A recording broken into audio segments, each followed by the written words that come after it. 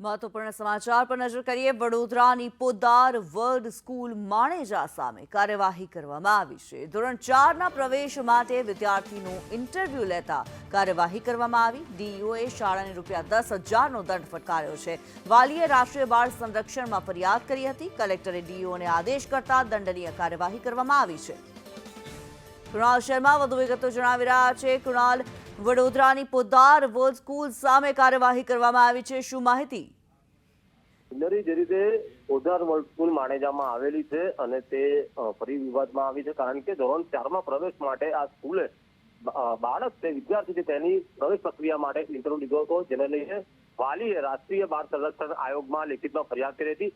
રાષ્ટ્રીય બાળ સંરક્ષણ આયોગે આ મામલે કલેક્ટરને કાર્યવાહી કરવા આદેશ કર્યો હતો અને કલેક્ટરે ડીઈઓને સૂચના આપી હતી અને ત્યારબાદ ડીઈઓએ ₹10,000નો દંડ આ સ્કૂલને ફટકાર્યો છે।